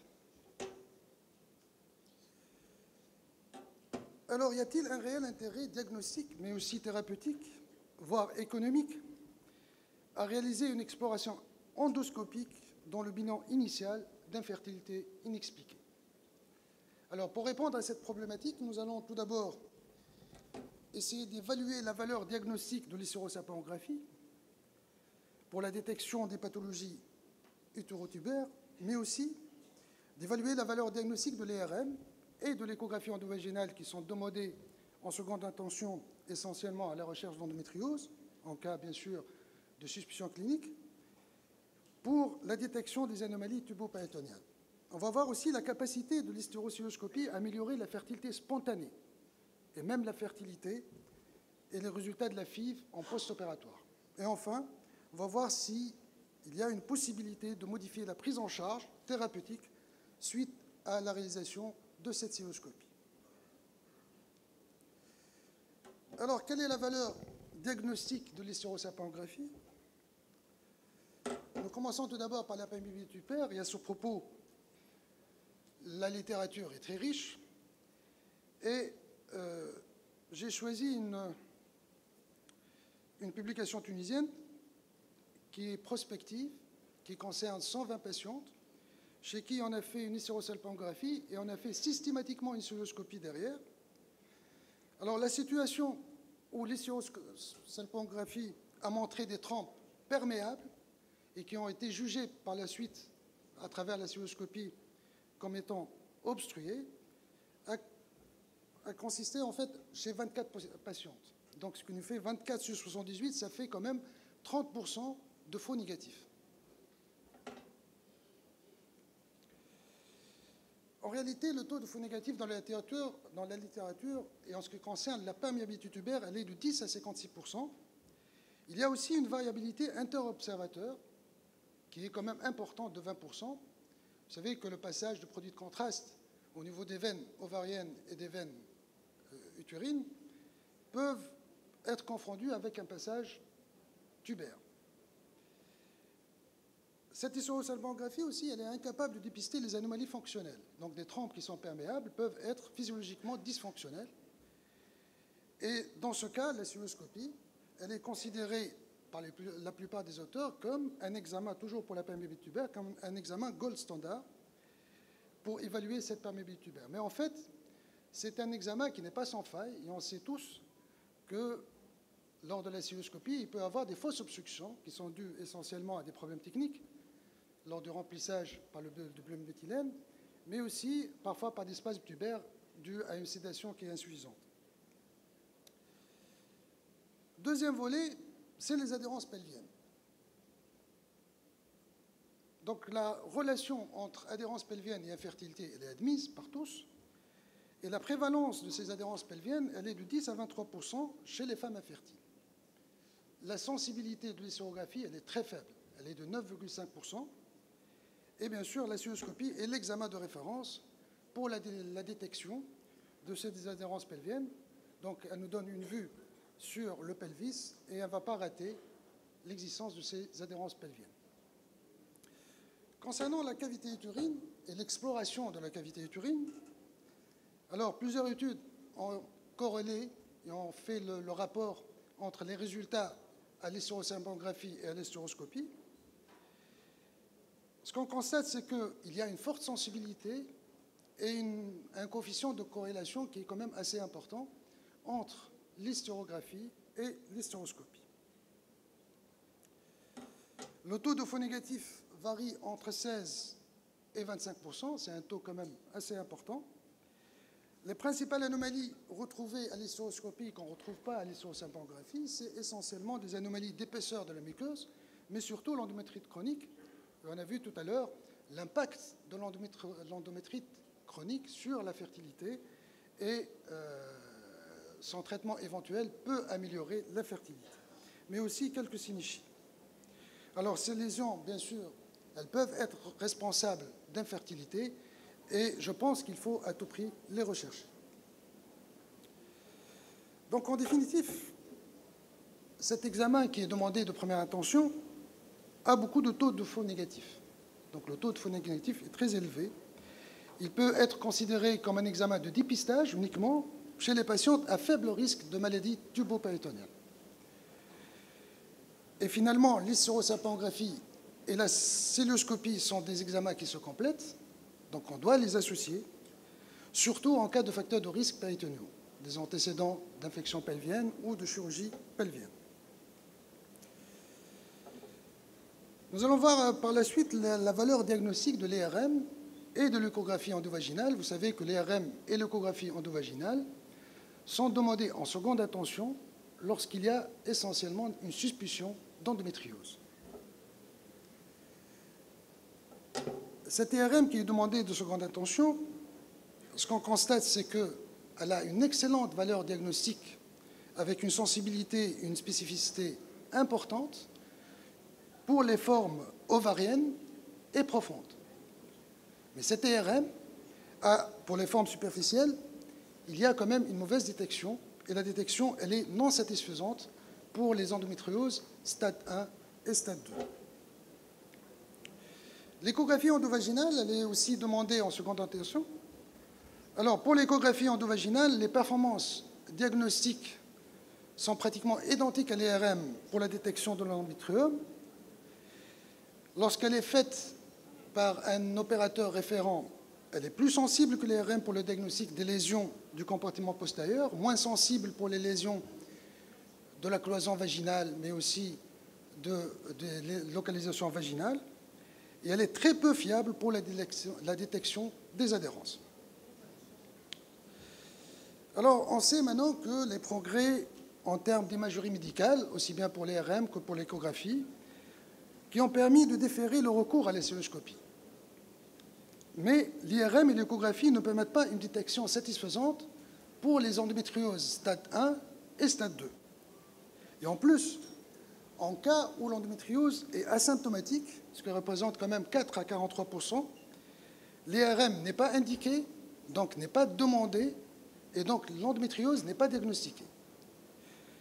Et l'infertilité dans ce cas est considérée comme inexpliquée, à tort d'ailleurs, par l'absence de demande de l'IRM. Troisième volet de ma présentation concerne la fécondité et la fertilité spontanée après la cystoscopie. Donc la réalisation d'une exploration endoscopique et éventuellement thérapeutique, est-ce qu'elle permet ou pas une amélioration de la fertilité spontanée? Tout d'abord, lorsqu'on fait une cystoscopie, alors que tous les examens initiaux, en tout cas le bilan initial est négatif, quelles sont les lésions qu'on peut retrouver? Dans la littérature, j'ai retrouvé 14 études. Dans la méthodologie, elle est variable, elle est souvent rétrospective. Les critères d'inclusion sont toujours hétérogènes. En fait, le bilan initial est variable en fonction des équipes et des centres médicaux. Et pour l'ensemble de ces études et pour l'effectif total, l'âge moyen était de 26 ans, la durée d'infertilité elle était entre 2 et 7 ans. L'infertilité était primaire, essentiellement, dans 55%, et plus rarement, c'était une infertilité secondaire. Alors, les anomalies pelviennes retrouvées à la cystoscopie, globalement, c'est entre 21 et 98%. L'endométriose et les adhérences sont majoritaires dans ce cas. Pour l'endométriose stade 1, elle est entre 2 et 70%. Pour l'endométriose stade 4, elle est entre 1 et 24%. Les adhérences, entre 41 et 52%. Donc, ce sont les anomalies retrouvées à la cystoscopie lorsque le bilan initial était négatif. Alors, quels sont les gestes opératoires faits dans ce cas? Il y a très peu d'études qui proposent ou qui ont relaté ces gestes opératoires, seulement 4 études qui les décrivent dans leurs critères de jugement. Alors, le taux de geste opératoire globalement varie, selon les études, entre 16 et 80%. C'est essentiellement de la dysiolyse, lorsqu'il y a des adhérences, mais aussi des traitements de l'endométriose stade 1, les minimes, en faisant une électrocoagulation à la bipolaire. Alors, est-ce que le traitement va améliorer la fertilité spontanée ou pas? Donc là, on a une revue Cochrane qui montre que pour les endométrioses minimes, le taux de grossesse lorsqu'on fait une cystoscopie opératoire est significativement plus élevé qu'en cas de cystoscopie diagnostique. Aussi, cette étude canadienne, qui est une étude qui est un essai randomisé, multicentrique, a montré qu'il y a un meilleur taux de grossesse à 36 semaines post-opératoire dans les groupes de cystoscopie opératoire par rapport au groupe de la cystoscopie diagnostique, et ça de manière significative.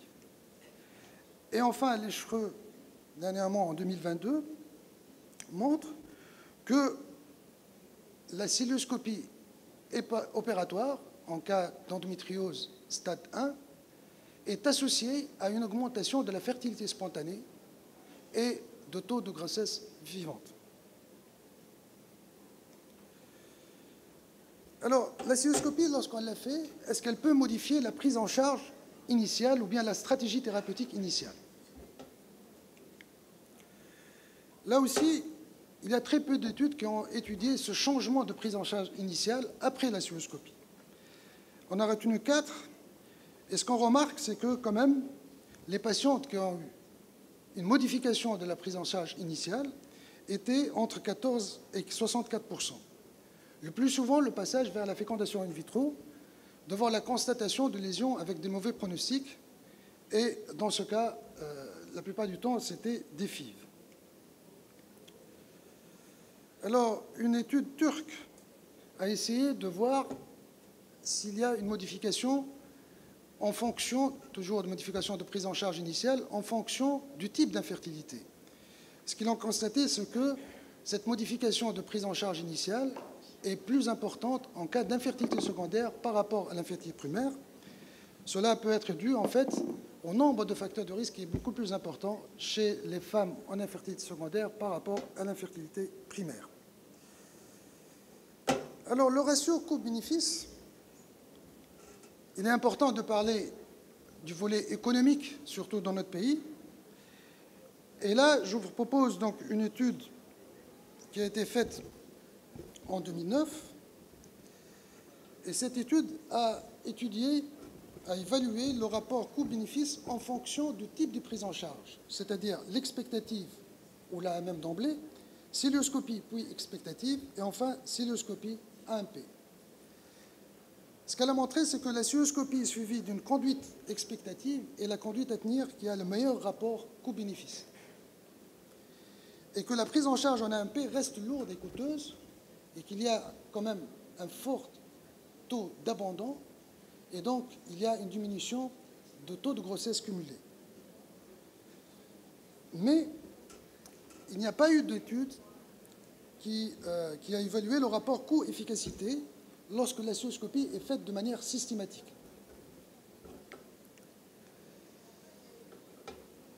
Alors, cette cystoscopie n'est pas sans risque. C'est un examen qui est invasif, avec un taux de mortalité qui est quand même assez important, de 3,3 pour 100 000 cilios.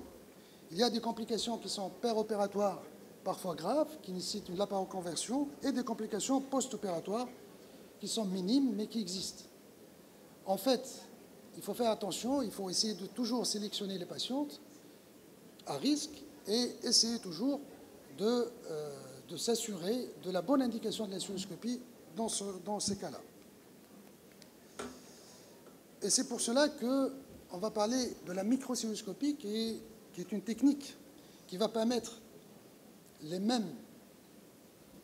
qui a pratiquement le même rôle que la cystoscopie classique, mais qui a beaucoup moins de complications, surtout anesthésiques, puisqu'elle est faite sous anesthésie locale avec une sédation.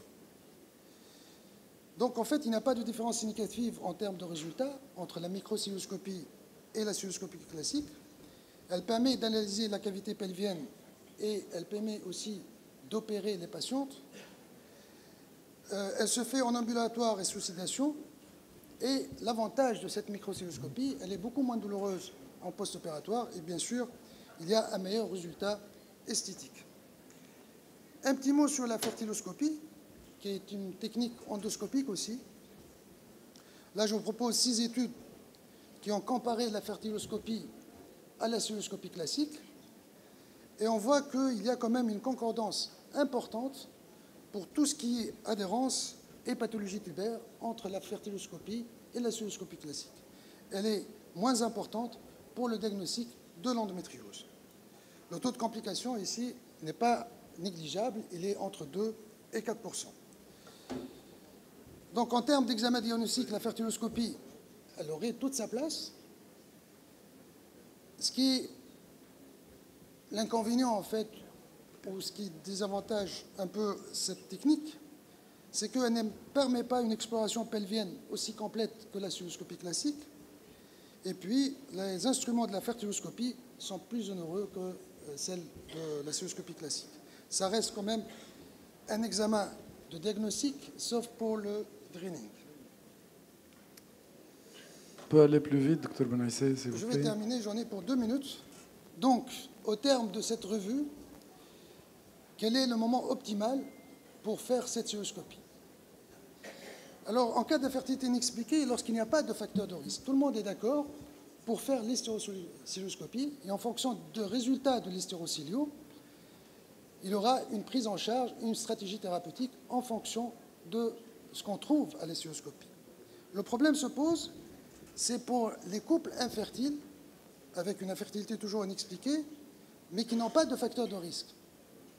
Alors, le Collège français, par exemple, il préconise une expectative suivie de 3 ou 4 inséminations, et en cas d'échec, c'est la fécondation in vitro. Si on fait une insémination sans s'assurer du contexte tubo-péritonéal et de la normalité de cette région-là, le taux d'échec des inséminations sera important. C'est pour ça qu'il est licite de faire une cystoscopie avant de passer à tout ce qui est PMA, avant l'IAC et avant la fécondation in vitro. Bien sûr, la durée d'expectative, elle est en fonction de l'âge, en fonction de la réserve ovarienne, en fonction de la durée et de l'infertilité. Donc, en définitive,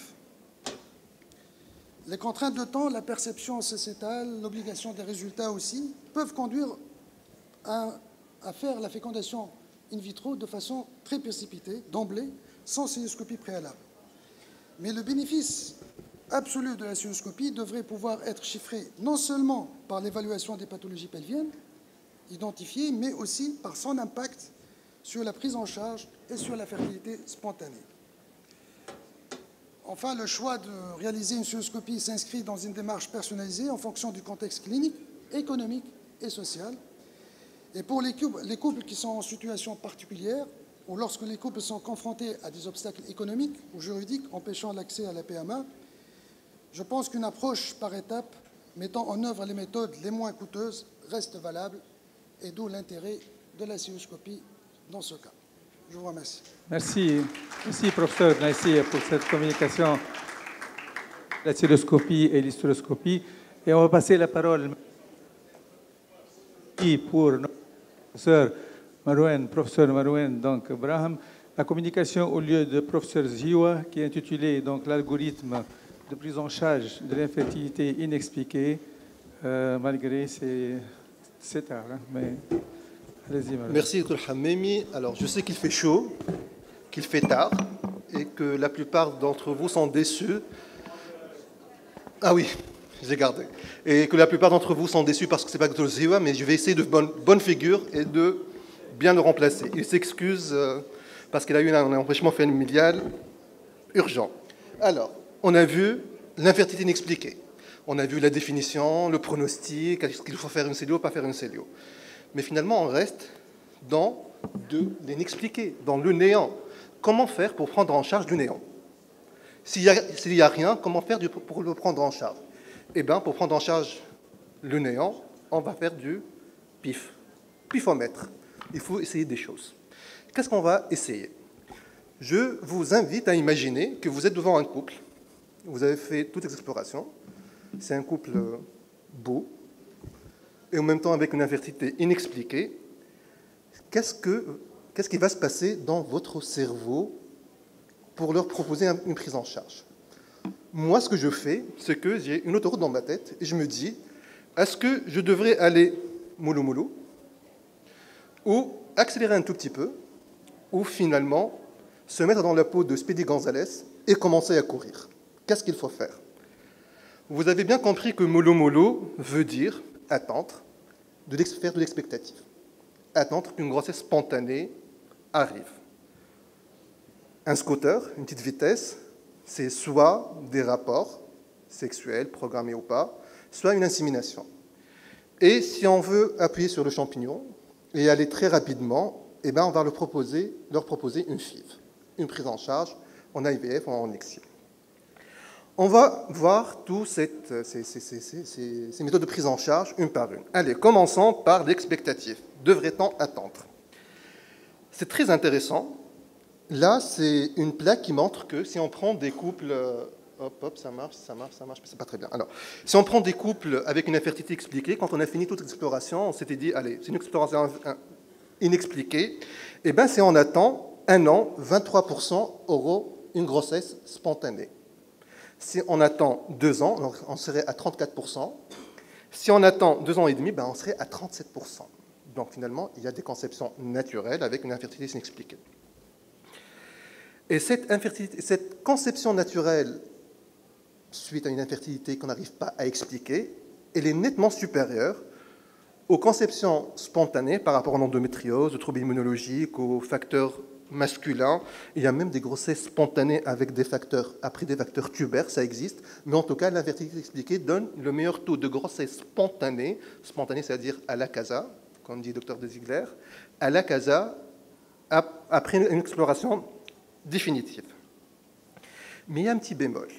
Quand on regarde le taux de conception spontanée, en fonction de l'âge, on voit qu'il y a une décroissance, une cassure, une courbe qui descend très rapidement, et ceci à partir de l'âge de 38 ans.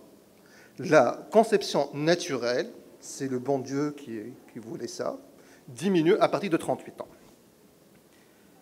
Donc si l'âge est important, donc c'est un facteur pronostic, c'est un facteur prédictif pour avoir une conception, y a-t-il d'autres facteurs pronostiques? Il y en a.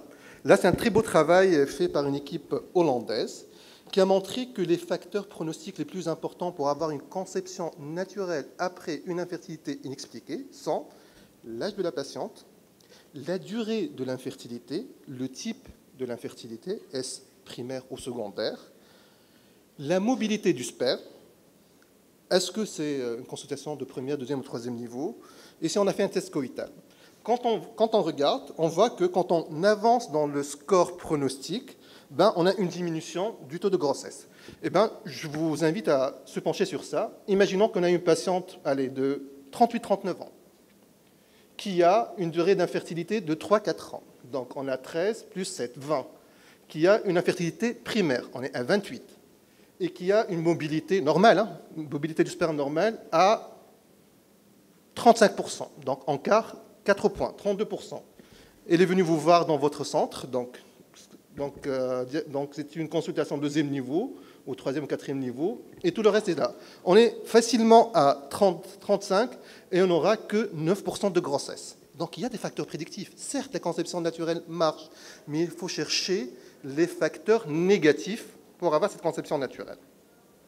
D'ailleurs, les Canadiens qui ont sorti leurs recommandations par rapport à ça disent, oui, on peut proposer une conception naturelle, ça veut dire une expectative pour les couples avec une infertilité expliquée, si on a un bon pronostic basé sur l'âge et c'est la durée d'infertilité. Les Américains sont carrés, ils n'en parlent même pas. Ils n'en parlent même pas. On arrive au rapport sexuel, programmé ou pas. Pour faire court, les rapports ne sont pas recommandés. Quand on utilise du citrate de chlomifène, du létrozole, des gonadotrophines, ça ne marche pas. On ne peut pas leur donner des citrates de chlomifène et leur dire revenez après et on verra s'il y a une grossesse ou pas. En fait, si on compare ceci à une conception naturelle, il n'y a pas de différence. Donc les rapports ne marchent pas. Vous allez me dire, si on programme les rapports, si on donne un boost d'ACG et on leur dit allez là, vous allez avoir une bonne soirée et essayez d'avoir un rapport pour essayer d'avoir une grossesse. Là non plus, ça ne marche pas. Et ça a été vraiment rapporté par les recommandations de l'American Society. Donc finalement, les rapports en oublie. Si les rapports ne marchent pas, deuxième step, deuxième marche, les inséminations intra-utérines. Quand on fait des inséminations intra-utérines, il y a des questions pour lesquelles on devrait avoir des réponses. Devrait-on stimuler? Parce que je vous rappelle que là, on parle d'infertilité inexpliquée. Donc, c'est des patientes normo-ovulantes avec des cycles réguliers. Ça suppose qu'on a un follicule avec un ovocyte tous les mois. Est-ce qu'on devrait stimuler? Si on doit stimuler, on va stimuler avec quoi? Et quand est-ce qu'on devrait faire l'insémination? Allez, ayons des réponses pour tout ça. Devrait-on stimuler? La réponse est oui, c'est clair et net. Si on a 2 follicules, on a plus de grossesse par rapport à un seul follicule. Si on a 3 follicules, on a plus de grossesse dans l'insémination par rapport à un follicule. Si on a 4, on a encore plus de grossesse par rapport à un follicule. Donc, il faut stimuler. On ne peut pas faire des inséminations intra-utérines sur des cycles spontanés. Et d'ailleurs, c'est ce qui a été recommandé par les Canadiens et par les Américains. Si on va faire une insémination intra-utérine, il faut stimuler. Avec quoi on va stimuler? Du serpafar, du citrate de chlomifène, du létrozole ou des gonadotrophines. Donc là, c'est une très belle méta-analyse. Ce n'est pas une méta-analyse classique, là, on a vraiment les datas de tous les patientes. On a essayé de les matcher, c'est très récent, et on a sorti que si on compare le létrozole versus citrate de clomifène en insémination, il n'y a pas de différence significative, et ceci, quel que soit l'âge, le BMI et le type d'infertilité. Si on compare les gonadotrophines, les gonadotrophines par rapport au citrate de clomifène, eh bien là, on a plus de grossesse, certes plus de grossesse multiples, et ceci indépendamment de l'âge, du BMI et du type d'infertilité. Si on compare les gonadotrophines versus les létrozoles, même résultat, plus de grossesse multiples, et ceci indépendamment de tous ces paramètres-là. Quand on fait une insémination, devrait-on rajouter des agonistes ou des antagonistes pour essayer de prévenir le pic de LH pour les inséminations? C'est une question qui se pose. Là, on a démontré qu'il y a une petite différence significative en termes de grossesse clinique avec les agonistes, donc ça pourrait marcher, mais ça coûte cher. Mais il n'y a pas de différence significative par rapport aux antagonistes. Ça, c'est sur la Cochrane de 2021. Mais en tout cas, l'ASRM ne recommande pas d'utiliser le citrate de clomifène. Et on ne peut pas non plus associer le citrate de clomifène, en tout cas un agent oral, un médicament oral, avec le gonadotrophine pour essayer d'améliorer les choses. Ça ne marche pas. La Cochrane rapporte les mêmes conclusions. Les gonadotrophines marchent mieux pour donner des grossesses, des naissances vivantes non cumulatives que les citrates de clomifène et que le létrozole. Et il n'y a pas de différence significative pour essayer d'associer des gonadotrophines, donc un traitement injectable et un traitement oral pour améliorer les choses. Et d'ailleurs, les Américains, dollars, argent, money is money, ils disent que pas de gonadotrophine parce que ça coûte plus cher. Et c'est plus complexe pour la patiente, alors que les Canadiens, plus cool, plus gentils, oui, on peut recommander les gonadotrophines, mais il faut savoir, il faut dire à la patiente qu'on a un risque légèrement augmenté de grossesse multiple. On arrive à l'argent, eh bien oui, si on utilise des gonadotrophines, ça coûte plus cher. On voit que si on a une grossesse avec citrate de clomifène, ben, le taux de grossesse augmente avec les gonadotrophines, mais là, sur l'autre courbe, on voit le coût pour avoir le maximum de grossesse. C'est un truc statistique pour calculer le maximum de grossesse. On a démontré que pour avoir la meilleure chance d'avoir une grossesse avec citrate de clomifène, ben, ça coûte entre 0 et 3 000 $. Avec le létrozole, ben, 3 à 45 000 ou 50 000 $. Et avec le gonadotrophine, ben, ça coûte plus cher que 50 000 $ pour avoir une grossesse. Donc les gonadotrophines, ça marche mieux, mais ça coûte cher. Quand inséminer, entre 0 et 36 heures, et une seule fois. C'est des recommandations de level B, une seule fois, entre 0 et 36 heures. Est-ce qu'on est plus rapide avec le gonadotrophine par rapport aux agents oraux? C'est une question que se pose. Les patientes sont un peu dans la pression et dans la rapidité. Ils veulent avoir des grossesses rapidement. Oui, si on compare gonadotrophine versus citrate de clomifène, c'est plus rapide. Time to pregnancy est plus court. Si on compare gonadotrophine versus létrozole, là aussi c'est plus rapide. Si on compare létrozole et citrate de clomifène, ben c'est la même chose. Belle transition pour la rapidité. Si on veut être rapide, on expédie Gonzalez et on fait une IVF. Est-ce que l'IVF marche? Est-ce que la FIV marche? L'IVF marche.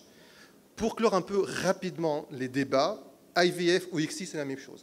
Qu'on fait une fécondation in vitro classique ou une ICSI, pour ces patientes avec une infertilité expliquée, ça donne exactement la même chose. Le pronostic, c'est important. Je vous rappelle la courbe faite par UNO, l'équipe hollandaise. L'âge de la patiente, la durée de la fertilité et le type d'infertilité. Il faut savoir vraiment prendre en charge tout ça pour pouvoir proposer un traitement à la patiente. Très belle étude. En 2014, on a essayé de voir chez les patientes âgées, vous voyez que l'âge moyen dans les 3 groupes il est de 40 ans. On a fait 3 groupes.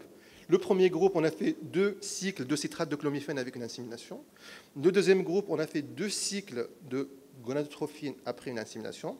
Le troisième groupe, on a fait une FIV directe. Si ça ne marche pas dans les 3 groupes, on faisait une autre FIV après. Voici les résultats.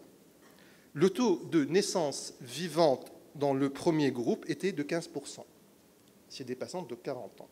Le taux de naissance vivante dans le groupe gonadotrophine-insémination était de 13,2%. Le taux de naissance vivante avec une FIV immédiate chez les 40 ans était de 31%. C'est énorme, hein, et la différence était vraiment significative. D'ailleurs, 84% de toutes les naissances vivantes étaient issues d'une fécondation in vitro. Quand commençait cette fécondation in vitro? Qu'on proposait ça aux patientes, aux couples. Là aussi, on a essayé de faire deux groupes, un groupe conventionnel et un groupe accéléré. Alors, le groupe conventionnel, c'est quoi? 3 cycles de citrate de clomiphène, insémination, 3 cycles de gonadotrophine, insémination. Si ça ne marche pas, on fait 6 FIV. Deuxième groupe, 3 cycles de citrate de clomiphène, insémination. On ne fait pas gonadotrophine, insémination, on passe directement à la FIV, chez des patientes plus ou moins jeunes. Voilà ce qu'on a trouvé. Il y avait, dans le groupe accéléré, un taux, en tout cas, un tempo pregnancy beaucoup plus rapide, donc une accélération pour avoir une grossesse, et surtout, $, les États-Unis d'Amérique, on a gagné $9 800 dans le groupe accéléré pour avoir, in fine, après 24 mois, le même taux de grossesse. D'ailleurs, voici les recommandations de l'ASRM.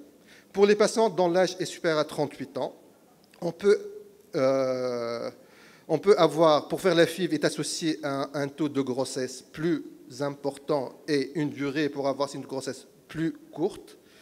Et même pour les patientes qui ont un âge inférieur à 40 ans, donc IVF directement donne un temps plus court et moins d'argent pour les patients dont l'âge est inférieur à 40 ans. Donc on revient à 38 ans. D'ailleurs, c'est ça les recommandations. Quand est-ce qu'il faut faire ça? Pour la SRM, 3 à 4 inséminations avec un traitement oral. Si ça ne marche pas, on passe directement à l'insémination. Et pour les Canadiens, c'est juste 3 cycles. Allez, c'est fini, il est tard. En conclusion, allez, on va prendre l'autoroute ensemble. Qu'est-ce qu'on va proposer au couple? Soit on va attendre, si on a un bon pronostic, ça veut dire un âge jeune de la patiente, et si on n'a pas une durée d'infertilité très importante. On oublie les rapports, qu'ils soient programmés ou pas. Les inséminations intra-utérines, oui, pour les patients dont l'âge est inférieur à 38 ans. Et là, il faut faire une stimulation ovarienne. Ça ne se fait pas sur des cycles spontanés, soit avec du citrate de clomiphène, soit avec de létrozole, soit avec de la gonadotrophine. Et il ne faut pas aller au-delà de 3-4 cycles. La FIV, 130 à l'heure, oui, pour les patientes âgées, après 3 à 4 cycles d'insémination intra-utérine, et ça va donner une durée pour avoir une grossesse plus courte. Est-ce qu'il y a un algorithme pour ça? Dans l'interdire, il n'y en a pas. Je vais juste vous ramener ce qu'on fait dans notre hôpital. Parce qu'un algorithme n'est pas facile pour ces couples-là, dont l'histoire diffère, dont la durée de l'infertilité diffère, dont le vécu de l'infertilité diffère, le poids psychologique diffère, la pression sociale et familiale diffère, et aussi ce que le couple veut. Si le couple désire aller rapidement en FIV, on n'est pas obligé de les contraindre et de leur dire non. On va faire 3 cycles d'insémination, après on passe en FIV. Donc tout ça, il faut prendre tout ça en compte pour pouvoir proposer une thérapeutique au couple. Ce qu'on fait à l'hôpital Arizarotmena, schématiquement, c'est ça. Pour les patients dont l'âge est inférieur à 30 ans, donc c'est une infertilité inexpliquée, donc on a fait des explorations, on n'a pas trouvé de cause à cette infertilité. Pour les patients inférieurs à 30 ans, on fait une expectative, après 4 inséminations, si ça ne marche pas, on passe en FIV. Entre 30 et 35 ans, on fait directement 3 à 4 inséminations, si ça ne marche pas, on passe en FIV. Pour les patients entre 35 et 38 ans, on fait 2 à 3 inséminations, si ça ne marche pas, on passe en FIV. Et je ne vous cache pas qu'on a la FIV facile pour les couples dont la femme a plus que 38 ans. Est-ce qu'on pourrait vraiment mettre toutes ces patientes dans ces cases? Pas du tout. Hein. Il faut faire du sur-mesure et proposer à chaque couple le traitement dont il a besoin. Et je vous remercie.